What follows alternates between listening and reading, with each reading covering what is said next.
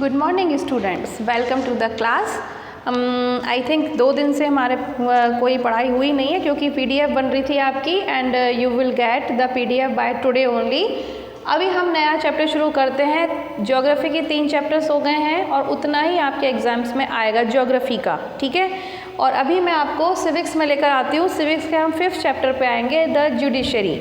हमने एग्जीक्यूटिव पढ़ा था और पार्लियामेंट के बारे में पढ़ा था पिछले चैप्टर्स में, ठीक है। और कुछ लॉज भी पढ़े थे हमने कि लॉज कैसे बनते हैं, क्यों बनते हैं, और काफ़ी सारी चीज़ें हमने पढ़ी थी अंडरस्टैंडिंग लॉज में। तो अभी हम जो चैप्टर शुरू कर रहे हैं, it is all about the judiciary. हमने पढ़ा है कि गवर्नमेंट के 3 जो पार्ट्स हमने पढ़े थे, लेजिस्लेचर, एग्जीक्यूटिव और जुडिशरी, ठीक है। तो लेजिस्लेचर, एग्जीक्यूटिव शायद हमने पढ़ लिया है और अभी हम जुडिशरी पढ़ते हैं। तो जुडिशरी क्या होता है, ठीक है। अब देखिए, हमारा जो देश है या कहीं पर की भी हम बात करें, हम स्पेशली इंडिया की बात करते हैं, इंडिया के कॉन्टेक्स्ट में बात करते हैं, because finally we are Indians and live in India, ठीक है।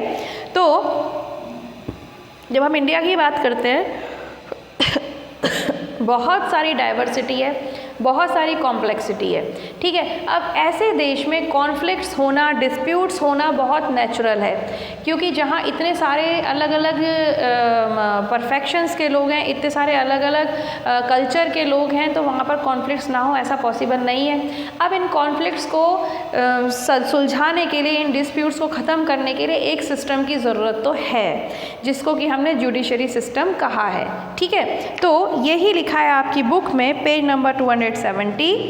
The mechanism of conflict management is called judicial system और the judiciary, ठीक है। तो जितनी भी सोसाइटी के अंदर डिस्प्यूट्स हैं उनको मैनेज करना, उनको ख़त्म करना, इसके लिए जो सिस्टम बनाया गया है उसे हम जुडिशियल सिस्टम या जुडिशरी कहते हैं, ठीक है। Therefore it is the branch of government which administers justice and it is wholly independent of legislature and executive। इसकी जो सबसे बड़ी खासियत है वो यही है कि ये ना तो लेजिस्लेचर और ना ही एग्जीक्यूटिव, दोनों में से किसी के अंडर में काम नहीं करता है, और करना भी नहीं चाहिए। अगर लेजिस्लेचर या एग्जीक्यूटिव के अंडर में काम करेगा तो ये फेयर जस्टिस नहीं कर पाएगा, ठीक है। इसीलिए ये आवश्यक है, ये ज़रूरी है कि जुडिशरी में जो लोग बैठे हैं उनके ऊपर किसी भी तरीके के पॉलिटिशियंस का दबाव ना रहे, पॉलिटिक्स का दबाव ना रहे, या ब्यूरोक्रेसी नहीं होनी चाहिए। मतलब जो रिच और इन्फ्लुएंशियल पर्सन होते हैं, ठीक है, जो बहुत बड़े बिजनेसमैन्स हैं या बहुत बड़े जो बिग पर्सनैलिटीज़ हैं देश की, उनका भी कोई इन्फ्लुएंस नहीं होना चाहिए, उनका भी कोई इंटरफेरेंस नहीं होना चाहिए। Then only the judiciary can give fair justice, क्योंकि जनरली जो डिस्प्यूट्स होते हैं वो डिफरेंसेस के कारण होते हैं। कई जगह पर इकोनॉमिक डिफरेंसेस होंगे, कोई अमीर होंगे और उन्होंने किसी मिडिल क्लास वाले को या किसी नॉर्मल कॉमन मैन को किसी कारण से अगर डिस्प्यूट हो, दोनों के बीच में डिस्प्यूट हो सकती है। ज़रूरी नहीं है कि हमेशा इन्फ्लुएंशियल पर्सन की गलती हो, कभी कभी कॉमन मैन की गलती भी हो सकती है। तो इस तरीके से, लेकिन ये बात तो पक्की है कि जब कहीं डिस्प्यूट होता है, जब कहीं कॉन्फ्लिक्ट होता है, तो डेफिनेटली वहाँ पर डिफरेंस होता है, ठीक है ना। चाहे कल्चर का डिफरेंस हो, चाहे लैंग्वेज का डिफरेंस हो, चाहे समझ का डिफरेंस हो, चाहे आपका इकोनॉमिकल स्टेटस का डिफरेंस हो, पर डिफरेंस तो होगा। अब ऐसे में जो इन्फ्लुएंशियल पार्टी है ना, वो अपने प्रेशर के कारण जुडिशरी को किसी भी तरीके से कंपेल नहीं कर सकती है अलग अलग डिसीजन देने के लिए। इसीलिए ही जुडिशरी को बिल्कुल अलग रखा गया है, इंडिपेंडेंट रखा गया है। हमने क्या पढ़ा था, लेजिस्लेचर और एग्जीक्यूटिव एक दूसरे के ऊपर डिपेंडेंट होते हैं, एक दूसरे के काम को इफेक्ट करते हैं, बट जुडिशरी में हम ऐसा नहीं करवा सकते हैं। जुडिशरी को हमें इंडिपेंडेंट रखना ही पड़ेगा, ठीक है। तो अब हम पढ़ते हैं जुडिशरी की इम्पोर्टेंस। तो डेफिनेट सी बात है भाई, जो फंडामेंटल राइट्स हैं हमारे, उनको प्रोटेक्ट करो, ठीक है। सोसाइटी के अंदर पीसफुल तरीके से लोग रहें, उनके बीच की कॉन्फ्लिक्ट्स हटाओ, उनके बीच की मिसअंडरस्टैंडिंग हटाने के लिए जुडिशरी इंपॉर्टेंट है।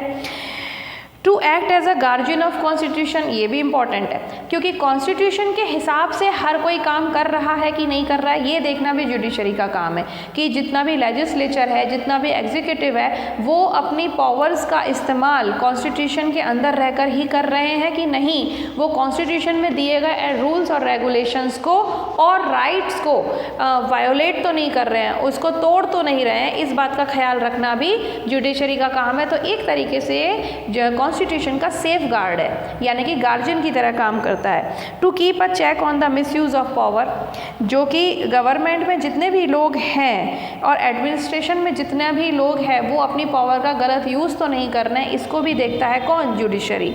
और इसीलिए ही हमने एक जगह पढ़ा था कि जो बहुत बड़ी बड़ी पोस्ट पे होते हैं, जैसे कि प्रेसिडेंट है या फिर सुप्रीम कोर्ट के जज है, इनको भी हम मतलब इनके ऊपर भी केसेस लगाए जा सकते हैं, ठीक है। और एक और जो सबसे बड़ी बात होती है वो यही है कि हर तरीके से जो जजमेंट है वो फेयर होना चाहिए, हर किसी के साथ न्याय होना चाहिए, इसके लिए भी जुडिशरी ही रिस्पॉन्सिबल, और ये ही जुडिशरी को बहुत इम्पॉर्टेंट बनाता है, ठीक है। अब नेक्स्ट होता है ब्रांचेस ऑफ लीगल सिस्टम। तो हमने जुडिशरी की नीड पढ़ी, the need of judiciary. First होता है इसका नीड, ठीक है। सेकंड इसका इम्पोर्टेंस, ये यहाँ पे जुडिशरी ही आएगा, बार बार क्या लिखना है? इम्पोर्टेंस, ठीक है। और थर्ड होता है इसका branches, branches of legal system. तो ये दो तरीके के होते हैं, एक होता है आपका सिविल लॉ और एक होता है आपका क्रिमिनल लॉ, ठीक है। इसको समझ लो। सिविल लॉ जो होता है वो ये किस किस तरीके की चीज़ों को हैंडल करता है, ये किस किस चीज़ की जो केसेस होते हैं उनको इंटरफेयर करता है। ये एक्चुअली इंडिविजुअल राइट्स जो होते हैं, मतलब ये जो इंडिविजुअल पर्सन होता है उसके लिए कुछ केसेस ऐसे होते हैं, जैसे कि ज़मीन के झगड़े होते हैं लोगों के घरों में, है ना, कि भाई इसने ज़्यादा ज़मीन रख ली, मुझे नहीं दी, डिवोर्स होते हैं, ठीक है। इसके अलावा फिर फैमिली डिस्प्यूट्स होते हैं, घर में भी लड़ाई झगड़े जो होते हैं, रेंट और मकान मालिक और किराएदार के बीच में झगड़े हो जाते हैं, टैक्स देने या ना देने पे जो प्रॉब्लम होती है, तो ये सब इंडिविजुअल है। अगर मान लीजिए मैंने टैक्स नहीं भरा है तो इसका मतलब ये नहीं कि मेरी पूरी कम्युनिटी को ही परेशान किया जाएगा, वो मेरे से बात करेंगे आके, क्योंकि रेंट देना, टैक्स देना, ये सब के सब इंडिविजुअल इंसान पे काम करता है, इंडिविजुअल होता है ये सारा चीज़ें, ठीक है। डिवोर्स लेना है तो वो मेरा पर्सनल मामला है, अगर फैमिली में कोई प्रॉब्लम है तो वो भी मेरी पर्सनल है, उसके लिए पूरी कम्युनिटी को तो इंटरफेयर नहीं किया जा सकता है। तो कहने का मतलब जो सिविल लॉज होते हैं उसमें ये देखा जाता है कि इंडिविजुअल की राइट्स जो हैं, मतलब किसी भी इंसान के जो अधिकार हैं वो तो नहीं ख़राब किए जा रहे हैं, वो छीने तो नहीं जा रहे हैं, ठीक है। इसके लिए उसको कोई नुकसान तो नहीं पहुंचाया जा रहा है। तो जैसे इसमें ये सारी चीज़ें आती हैं, जैसे कि divorce, tax, rent, family dispute and related cases related to property, ठीक है। अच्छा, इसमें अब होता क्या है, इसमें सबसे पहले जिस इंसान को प्रॉब्लम है, मान लीजिए मुझे कोई प्रॉब्लम है, ठीक है, तो मैं सबसे पहले एक पेटिशन दायर करानी पड़ती है, एक अपनी वहाँ पर एक पेटिशन एक कहते हैं उसको, तो सबसे पहले मुझे एक पेटिशन फाइल करानी पड़ती है, कहाँ? कोर्ट में जाके, ठीक है। उसके बाद फिर जो जज होगा वो ये देखेगा कि मैंने जो बताया है, जो केस बनाया है, केस लगाया है कि भाई हमारे घर में ये हमको परेशान करते हैं, ठीक है, और हमें ठीक से नहीं रहने देते हैं, हमको हमारे को जिन्होंने ज़मीन हमारी ले ली है तो हम घर कहाँ बनाएं। मान लीजिए कि मेरे घर में ऐसा झगड़ा चलता है, तो जैसे मैं परेशान हूँ और मुझे ऐसा लगता है कि नहीं, ऐसे नहीं बात मानेंगे, तो मुझे कोर्ट में जाके एक पेटिशन फाइल करानी पड़ेगी, ठीक है। अब उसके बाद मेरे को जज को बताना पड़ेगा, जज मुझसे पूछेगा कि भाई क्या तकलीफ़ है आपको, तो मैं उसको सारी बात बताऊंगी। उसको ऐसा लगता है कि हाँ बात तो ठीक है, अगर उसे फेयर लगता है केस तो वो केस को फिर फाइल करेगा। उसके बाद फिर जिसके ऊपर मैंने आरोप लगाया है उसको भी बुलाया जाएगा, मुझे भी बुलाया जाएगा, फिर बातचीत की जाएगी, बहस होगी, वकील आएंगे। उसके बाद फिर जो भी फेयर डिसीज़न होगा दोनों ही पार्टीज़ के लिए, जैसे जो आरोप लगाता है और जिस पर आरोप लगाया जाता है उनको पार्टीज़ कहा जाता है, ठीक है। हिंदी में उन्हें पक्ष कहा जाता है। तो क्या कहते हैं, दोनों ही पार्टीज़ को बुलाया जाएगा, वहाँ पे उनका केस चलेगा कोर्ट में, और फिर जज सबसे बेस्ट डिसीजन देगा जिसमें दोनों की ही भलाई हो, दोनों में से किसी को भी नुकसान ना हो। ठीक है, तो इस तरीके के जो केसेस होते हैं वो सिविल लॉ के अंदर आते हैं, जो कि इंडिविजुअल लेवल पे होते हैं। अब इसमें कोई देश की बात नहीं है, कोई कम्युनिटी की बात नहीं है, कोई हमारे स्टेट की बात नहीं है, ना कोई शहर की बात है, ये लोगों की इंडिविजुअल प्रॉब्लम्स को सॉल्व करने के लिए होता है। ठीक है, तो सिविल लॉ जो होता है इसको हम नागरिक कानून भी कहते हैं हिंदी में। अब होते हैं criminal law. Criminal law individual भी हो सकता है क्राइम, और देश के लिए भी हो सकता है, और कम्युनिटी के लिए भी हो सकता है। तो इसमें जो होता है क्रिमिनल लॉ में होता है, इसमें रॉबरी, थेफ्ट, मतलब जैसे बैंक लूटपाट होती है बैंकों की, वो अब बैंक अगर लुटता है तो किसी एक इंसान को नहीं, बहुत सारे लोगों को, पूरी कम्युनिटी को, पूरे शहर भर को भी फ़र्क पड़ सकता है, क्योंकि एक बैंक के अंदर कितने लोगों के अकाउंट्स होते हैं। एक बैंक में अगर कुछ प्रॉब्लम होती है तो बहुत सारे लोग उससे अफेक्ट होंगे। ठीक है, इसी तरह से थेफ्ट, मर्डर, फ्रॉजरी, जैसे फिरौती वगैरह मांगते हैं ना, ये जो मार डालते हैं पैसे के लिए, वो, डॉरी, दहेज, वो सब इसमें आते हैं। अब इसमें क्या होता है, any person who has been a victim of any such instant, जो इस तरीके की किसी भी चीज़ का विक्टिम है, मतलब जो प्रताड़ित है, मतलब जिसके साथ ये हुआ है, जिसके घर में चोरी हुई हो, बैंक लूट लिया गया हो, या तो फिर किसी का मर्डर हुआ है, तो जो इंसान परेशान है वो जाके सबसे पहले पुलिस स्टेशन में जाना होगा। ये डायरेक्ट कोर्ट में नहीं जाएगा, ये सबसे पहले पुलिस स्टेशन जाकर FIR दर्ज कराता है। FIR मतलब क्या होता है, फर्स्ट इंफॉर्मेशन रिपोर्ट। ठीक है, तो FIR आपने बहुत बार सुना होगा, क्राइम पेट्रोल में तो देखो वहाँ पे तो सब क्राइम वाले ही लॉज, वो किससे आते हैं, तो आपको बहुत अच्छे से पता है। सबसे पहले क्या होता है, जहाँ क्राइम होता है, जो जिस इंसान के साथ कुछ गलत हुआ होता है, वो या तो फिर उसके जो रिश्तेदार होते हैं वो जाके सबसे पहले पुलिस स्टेशन में क्या कराते हैं, FIR दर्ज करवाते हैं। FIR का मतलब होता है फर्स्ट इंफॉर्मेशन रिपोर्ट, सबसे पहले इंफॉर्मेशन दी, उसके बाद फिर पुलिस जाती है, वहाँ पूछताछ करती है, और फिर जहाँ जो संदिग्ध लोग होते हैं, जो कि सस्पेक्टेड होते हैं कि इसने कुछ गड़बड़ की होगी, उन सबको पकड़ के ले जाते हैं, उनसे पूछताछ की जाती है, फिर केस दर्ज होता है, फिर कोर्ट में केस चलता है, और फिर बाद में फिर उनके बारे में पता चलता है। जो इंसान कल्प्रिट होता है, कल्प्रिट मतलब दोषी होता है, उसको सज़ा दी जाती है, और जो कल्प्रिट नहीं होता है उसको छोड़ दिया जाता है। विक्टिम और कल्प्रिट दो वर्ड्स होते हैं। जो दोषी होता है, जिसने गुनाह किया होता है, वो तो कल्प्रिट कहलाता है, और जिसके साथ किया होता है वो विक्टिम कहलाता है। ठीक है, तो अब विक्टिम जो होता है उसको न्याय मिलता है। ठीक है, कई बार पैसे भी देने पड़ते हैं उसको, क्योंकि अगर मान लीजिए किसी की लूटपाट हुई है, तो चोरी हुई है और दोषी पकड़ा गया, तो उसको पैसे मिल जाएंगे। हर तरीके से न्याय होता है।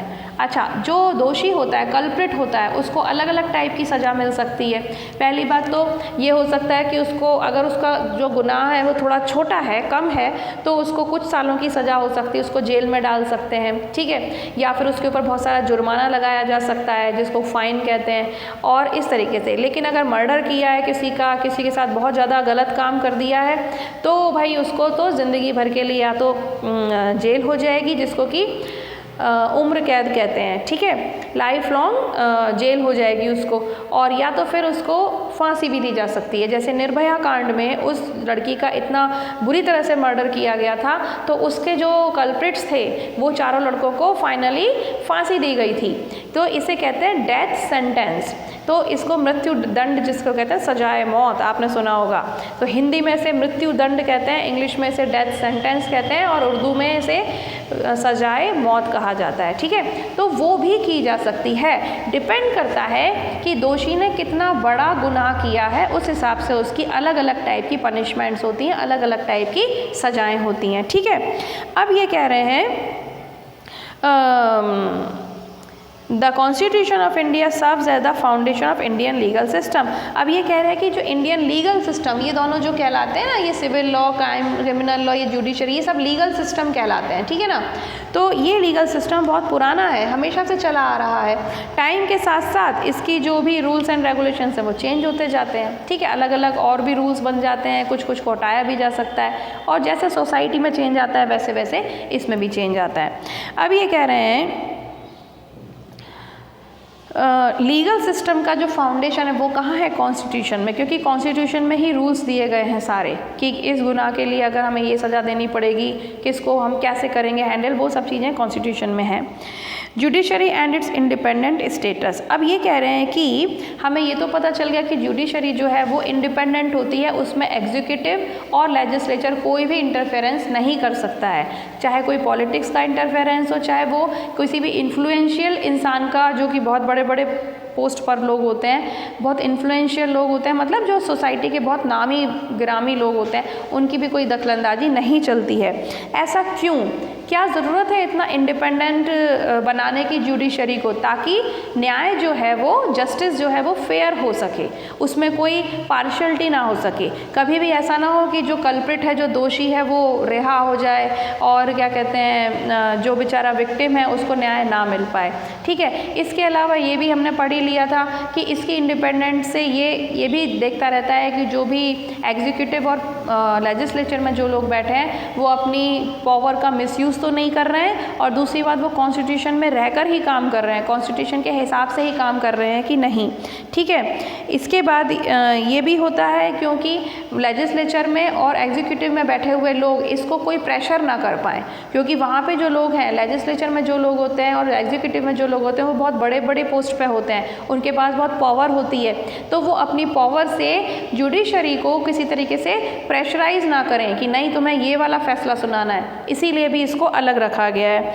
ठीक है, और इसके अलावा ये है कि सिटीजन्स के जो फंडामेंटल राइट्स हैं उनको ये प्रोटेक्ट कर सके, इसीलिए इसको इंडिपेंडेंट रखा गया है। अब ये कह रहे हैं कि क्या क्या चीज़ें ऐसी हैं जिसके कारण कि ये इंडिपेंडेंट हो सकता है। तो पहली बात तो ये कि जो सुप्रीम कोर्ट के जो जज होते हैं, है ना, वो प्रेसिडेंट के द्वारा अपॉइंट किए जाते हैं, प्रेसिडेंट उन्हें अपॉइंट करता है। इसके बाद उसमें प्राइम मिनिस्टर की भी एडवाइस ली जाती है, और चीफ जस्टिस होता है जो सुप्रीम कोर्ट का, उसकी भी एडवाइस ली जाती है, तब जाके जजेस को सुप्रीम कोर्ट के अपॉइंट किया जाता है।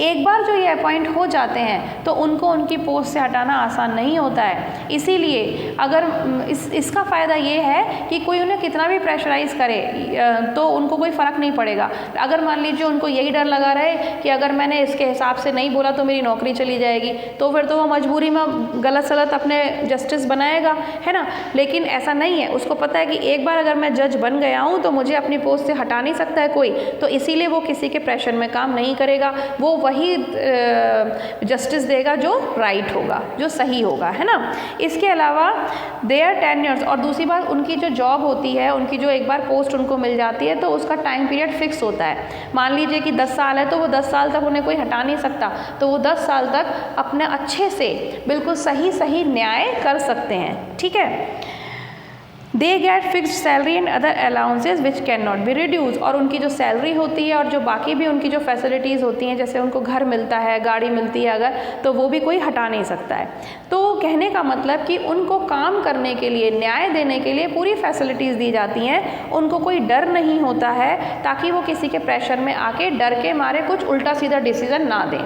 ठीक है, so these are some of the points which you have to keep in your mind. अब हम पढ़ेंगे जुडिशरी का स्ट्रक्चर। तो जुडिशरी का स्ट्रक्चर हम नेक्स्ट टाइम पढ़ेंगे मंडे को। ठीक है, आज के लिए इतना काफ़ी है, अभी तक जितना भी पढ़ाया पढ़ के रखो। और मैं आपको बता देती हूँ कि हाफ ईयरली एग्ज़ाम जब भी होंगे आपके, तो आपका ज्योग्राफी के तो 3 चैप्टर्स हो गए हैं, और मेरे ख्याल से सिविक्स में मैं यहाँ तक करा दूँगी, तो यहाँ तक आएगा। तो अभी आप लर्न करना भी शुरू कर दो काम करने के साथ साथ। और बहुत से बच्चे अभी तक जो सोए पड़े हैं ना, जिन्होंने फर्स्ट चैप्टर सेकेंड चैप्टर भी नहीं किया, उनको तो मुझे कुछ कहना ही नहीं है। ठीक है, वो जो करना चाहते हैं करें, बट जो बच्चे पढ़ रहे हैं वो मैं उनको बोल रही हूँ कि अभी से लर्न करना भी शुरू कर दीजिएगा, क्योंकि मोस्ट प्रोबेबली आपके एग्ज़ाम इसी मंथ में होंगे, हाफ ईयरली एग्जाम्स। ठीक है, so keep studying, keep learning, we will meet on tomorrow. Up to that time take care of your self, bye bye.